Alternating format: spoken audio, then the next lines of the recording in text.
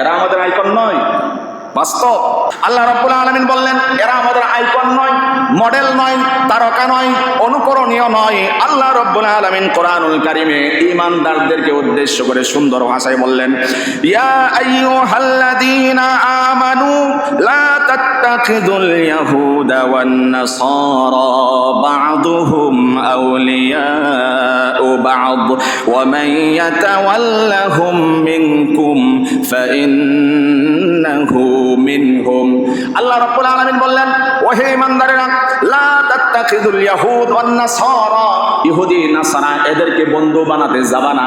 কারণ তুমি মুসলমান ধর্মের অনুসারী, বাদুহুম আউলিয়া ও বাদ, মুসলমান ছাড়া যত ধর্ম বর্ণ গোত্র রয়েছে সকলে একজোট ঐক্যমত, বাদুহুম আউলিয়া ও বাদ। এরা ধর্ম ভিন্ন হতে পারে, একজন আর একজনের বন্ধু। কথা বলতে হবে ঠিক কিনা?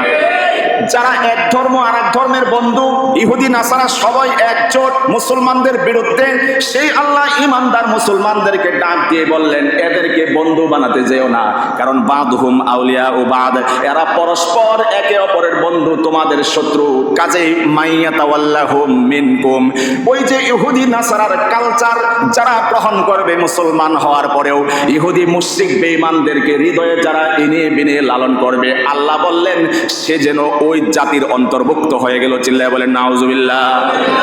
ওয়া মান ইয়াতাওয়াল্লাহুম মিনকুম, তুমি যদি ইহুদি নাসারার কালচারকে হৃদয়ে লালন করো, তোমার বাড়ির ছাদের উপরে যদি ইহুদি খ্রিস্টান বিধর্মী বেঈমান মুশরিকদের পতাকা উত্তোলন করো, আল্লাহর ভাষায় মান ইয়াতাওয়াল্লাহুম মিনকুম, তুমিও তাদের অন্তর্ভুক্ত হয়ে যাবা যদি তাদেরকে এনে বিনে হৃদয়ে লালন করো।